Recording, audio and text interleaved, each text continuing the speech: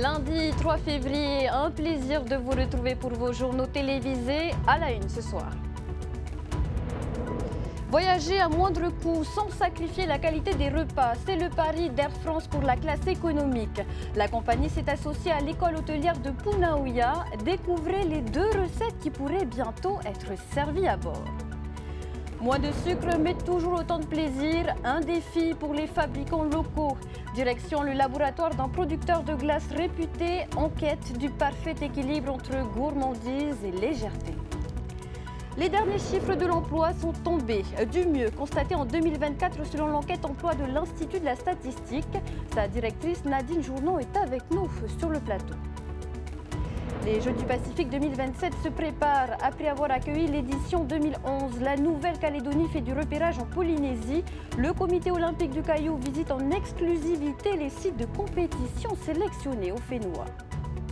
Son histoire a fait le tour du monde. Valdimir, le beluga soupçonné d'espionnage, est aussi la star d'un documentaire projeté jeudi à Tahiti. Le co-réalisateur et biologiste marin Fabrice Schnoller nous en parle à la fin de ce journal.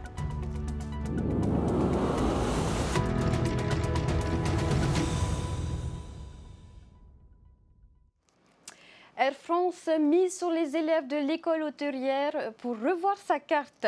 Durant un an, 18 élèves de BTS ont développé des menus gastronomiques sur la base des menus traditionnels. 2 recettes ont été sélectionnées et servies aux responsables locaux de la compagnie vendredi et peut-être bientôt à bord. Laure Philibert, Mérétéato. Des gestes précis et méticuleux. Ces élèves réalisent l'un des tests majeurs de leur 2e année de BTS. Tazar sauce curry et veau à la provençale. Ces 2 recettes ont été entièrement revisitées. Des menus en apparence assez simples, mais les contraintes de la restauration pour le secteur de l'aérien sont multiples. Si je prends l'exemple du veau, en fait, on était sur un twist qui était amené sur la sauce par des poivrons qui ont été sautés avant à l'ail. Donc ça apporte quelque chose, un petit booster gustatif supplémentaire. On nous a demandé de booster les saveurs, c'est-à-dire de booster les assaisonnements, d'accentuer aussi les arômes qui peuvent être présents, parce qu'on perd en goût en fait en altitude. Ce partenariat avec une compagnie aérienne et une entreprise spécialisée dans la restauration collective est l'occasion pour les apprentis cuisiniers de découvrir de nouveaux champs d'application et des produits qui sortent de l'ordinaire. Le saumon, c'est bizarre, mais oui, j'ai jamais travaillé de saumon avant. Et le fait d'en travailler, ça me permet aussi d'agrandir, on va dire, ma culture générale et d'apprendre autre chose. Et beaucoup d'autres produits français et d'autres produits qui viennent d'autres pays. Phase finale du projet, la dégustation et un service identique à celui à bord d'un appareil. Les barquettes transportées par un chariot sont dévoilées à un panel de testeurs. Ils ont travaillé avec un cahier des charges qu'on donne à notre fournisseur de catering qui précise quels sont les grammages de tel et tel produit. Et donc ils doivent rester dans ces règles-là. Les étudiants effectivement apprennent, c'est des travaux pratiques. Mais on s'aperçoit qu'avec le recul, on apprend aussi beaucoup d'eux et ils apportent des idées. Et je trouve que c'est très positif. S'ils sont validés par la direction nationale, au moins l'un de ces plats pourrait figurer à la carte des menus servis à bord des A350 à destination des États-Unis. Maintenir la promesse du goût et des prix bas, un défi également pour certains professionnels frappés par la hausse de la TVA sur les produits soumis à la taxe de consommation pour la prévention. Une société de production de glace a accepté de nous ouvrir les portes de son laboratoire. Objectif, développer des produits moins sucrés et donc moins taxés tout en satisfaisant le palais des consommateurs. Le reportage de Thomas Chabrol et Mérétéato. Pour préparer la base d'une glace, il faut du lait, du sucre, de la matière grasse et des additifs alimentaires pour la texture et la durée de conservation. C'est ici, dans ce laboratoire, que les glaces de cette société sont conçues et testées avant le processus industriel sur les chaînes de production. Et la nouvelle fiscalité sur le sucre lui donne du fil à retordre. Son produit phare est directement soumis à une TVA de 16% depuis le 1er janvier. On a 2 ingrédients principaux qui apportent le sucre. Le lait avec le lactose qui est naturellement présent dans le lait et le sucre qui est constitué en totalité de saccharose.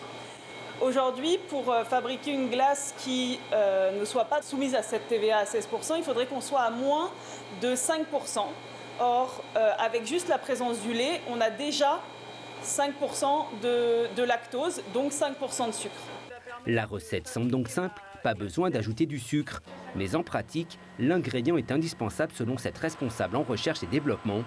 Au-delà du goût recherché par le consommateur, il apporte de la structure et de l'onctuosité. L'entreprise, déjà soumise à la taxe de consommation pour la prévention, travaille depuis plusieurs années sur une réduction du taux de sucre dans la totalité de sa gamme de glaces.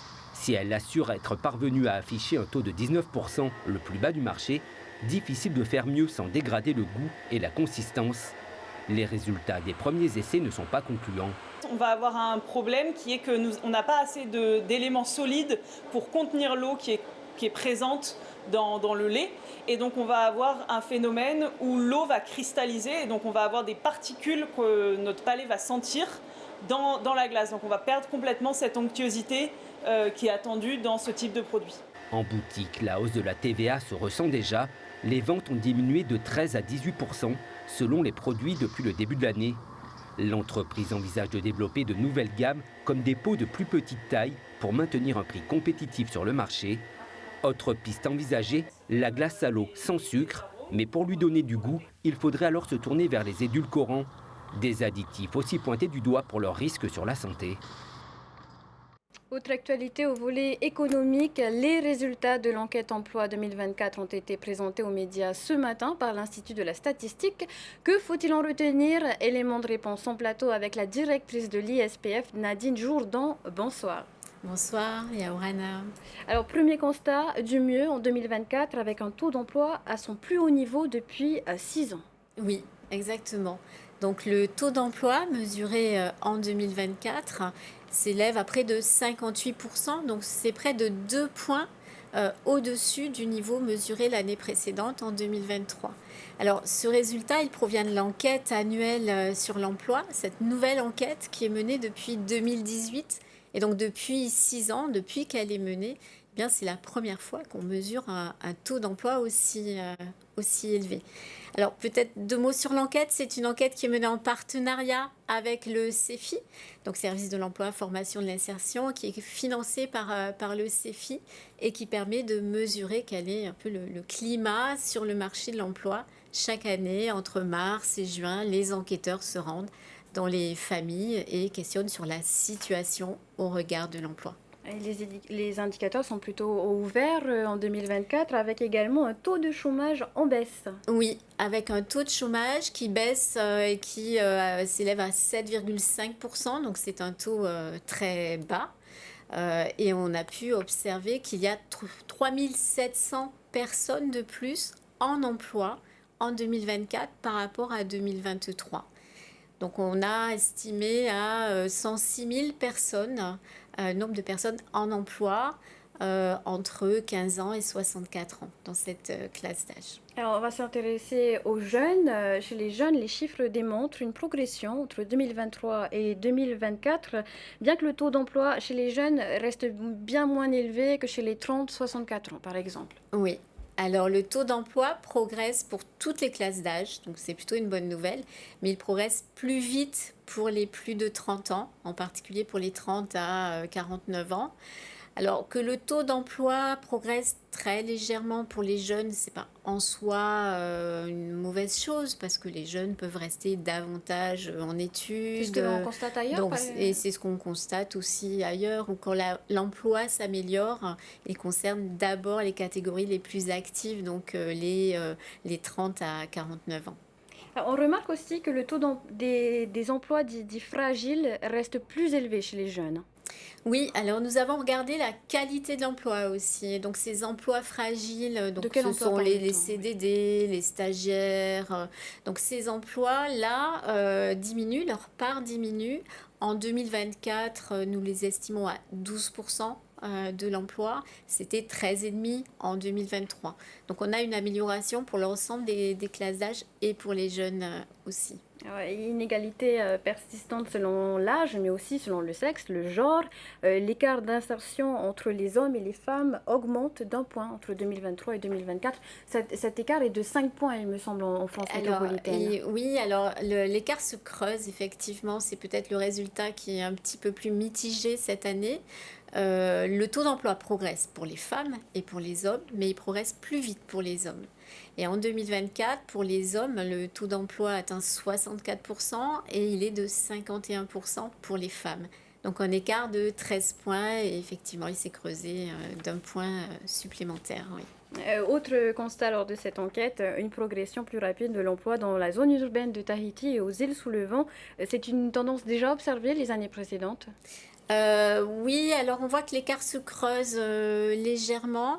Le taux d'emploi est supérieur dans la zone urbaine, donc ça c'est un résultat qui chaque année se confirme avec de l'ordre de 63% dans la zone urbaine, 49% dans la zone rurale, donc 14 points d'écart. Effectivement, l'écart a tendance à se creuser aussi.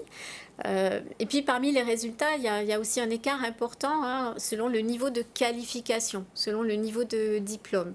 Et on voit notamment que pour les diplômes du supérieur, le taux d'emploi est extrêmement élevé, il atteint 87%, alors que pour les personnes qui n'ont qu'un brevet des collèges, donc diplôme du brevet, le taux d'emploi est de 40%. Et la bonne nouvelle, c'est qu'avec un bac pro, on réussit à atteindre un taux d'emploi de 70%. Donc, il est quand même 30 points au-dessus du taux d'emploi avec le brevet des collèges. Et donc là, il y a un enseignement qui est également un constat positif. Voilà des chiffres qui pourraient être exploités par de futurs travailleurs. Merci Nadine Jourdan d'avoir accepté notre plateau et pour la présentation de ces chiffres. Merci. Terre d'accueil des Jeux du Pacifique de 2027, la Polynésie n'est pas la seule à se préparer à ces prochaines échéances. Nos voisins du Caillou font également du repérage pour préparer au mieux leurs athlètes.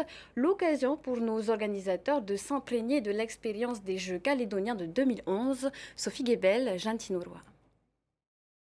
Point d'étape de la visite de la délégation calédonienne, le golfe d'Atimaono ce matin. Objectif, comprendre le déroulement des Jeux et explorer les sites de compétition afin que les athlètes du Caillou se préparent au mieux aux Jeux du Pacifique de 2027. Un moment de partage aussi avec les organisateurs locaux, puisque la Nouvelle-Calédonie a accueilli les Jeux de 2011. Ils ont de l'expérience dans l'organisation d'événements et en effet, ils ont déjà organisé les Jeux du Pacifique.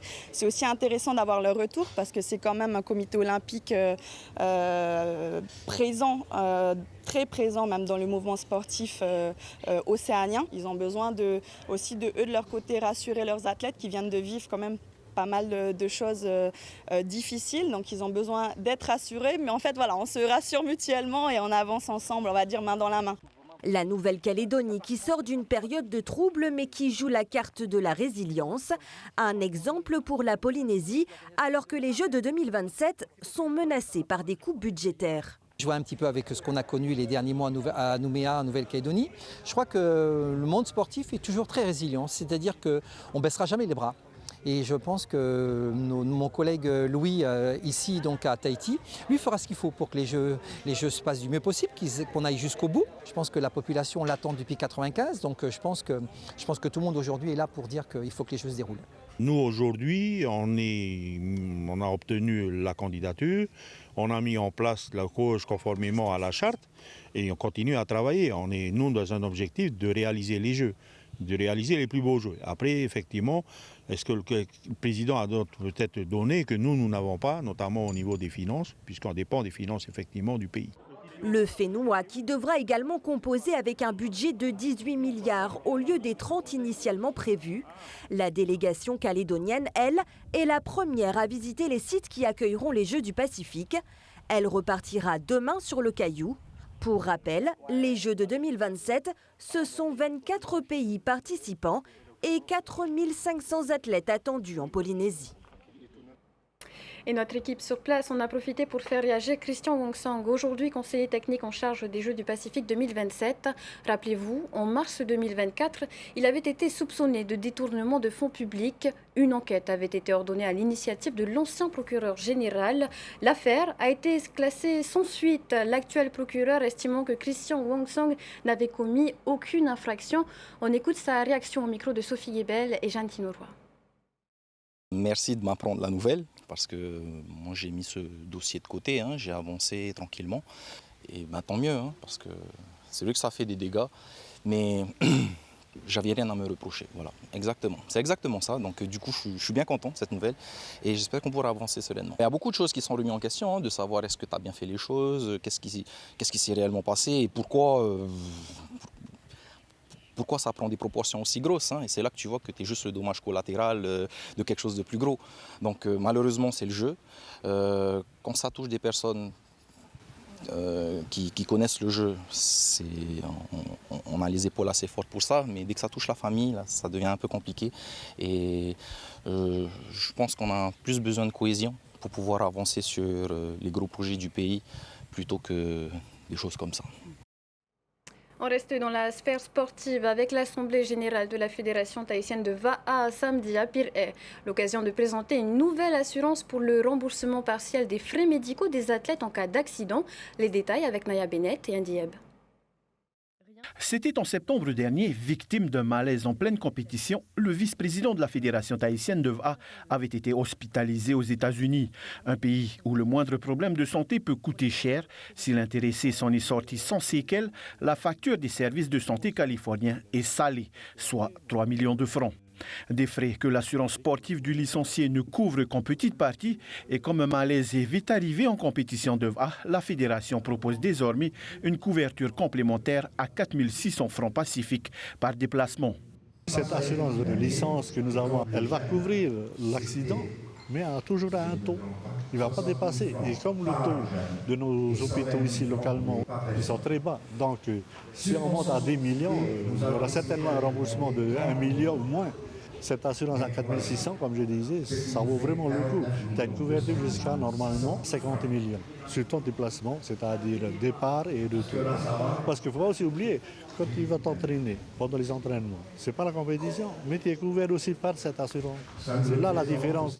Autre nouveauté cette année, après la Hawaii Kinui VA et la Hawaii Kinui Solo, place à la Hawaii Kinui Sprint. C'est une course qui est plus pour attirer nos athlètes locaux à revenir dans les courses de vitesse parce que nous avons beaucoup de courses marathon tous les samedis, V6, V1, mais vitesse, nous avons que le championnat Tahiti et le championnat Polynésie. Donc c'est pour ça nous avons voulu, avec le comité, de mettre en place cette course-là. Événement phare également pour la fédération à venir, les championnats du monde de VA marathon qui se tiendront au Brésil du 10 au 23 août prochain, où une délégation de 114 athlètes, coachs et encadrants devrait faire le déplacement. Il n'y a pas que sur le plan d'eau que l'histoire s'écrit. Les baleines nous parlent-elles? C'est l'intitulé de la conférence débat qui doit se tenir jeudi soir au cinéma Majestic. Elle suivra la diffusion du documentaire Valdimir, la véritable histoire du beluga espion, un mammifère apparu en 2019 au nord de la Norvège, équipé d'un harnais et d'une inscription russe. Ce film s'intéresse notamment à la conscience animale et à leur capacité à communiquer avec les humains. Avant de revenir dessus avec notre invité, je vous propose de découvrir un extrait. Regardez.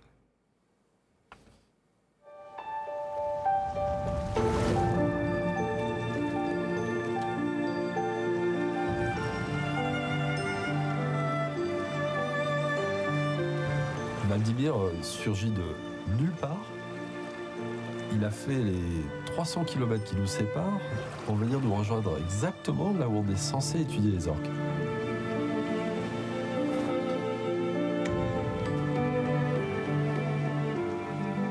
Pendant 1 heure, il joue avec le beluga, il se lance le ballon, enfin, voilà, comme des gamins. Moi, je regarde ça, je suis comme eux, hein, je suis émerveillé, je regarde ce qui se passe et je me dis, c'est génial.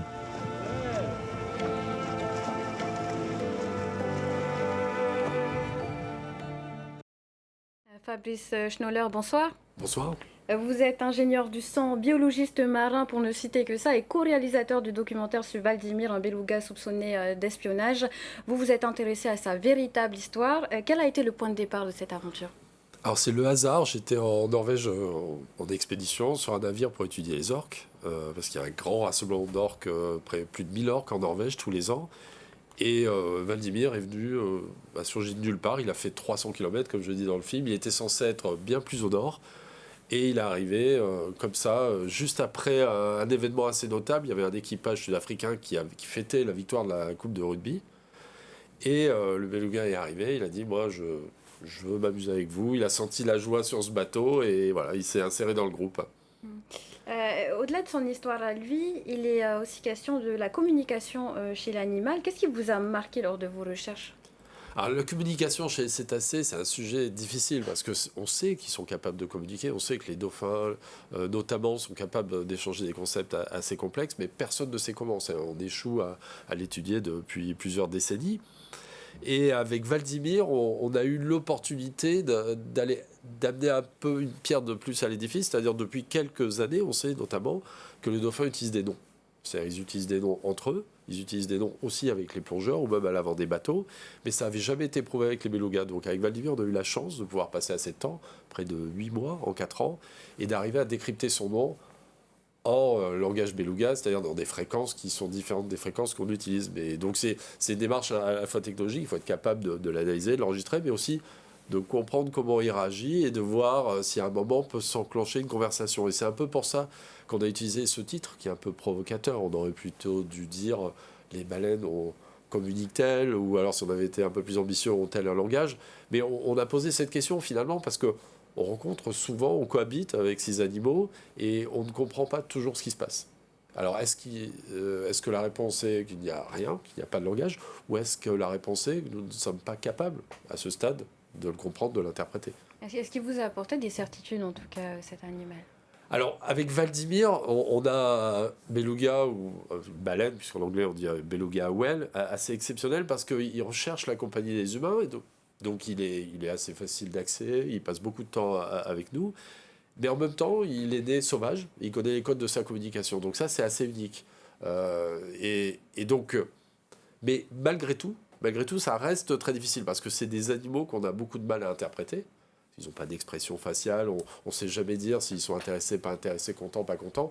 Alors qu'eux-mêmes, à l'inverse, sont parfaitement capables d'interpréter nos émotions. Et donc ce qui est extraordinaire avec Vladimir, c'est qu'il était capable, parce que malheureusement il est mort fin août, de parfaitement comprendre nos émotions. Mieux que nous étions capables de comprendre les siennes et de s'adapter, de faire ce qui nous faisait plaisir et donc d'être participatif.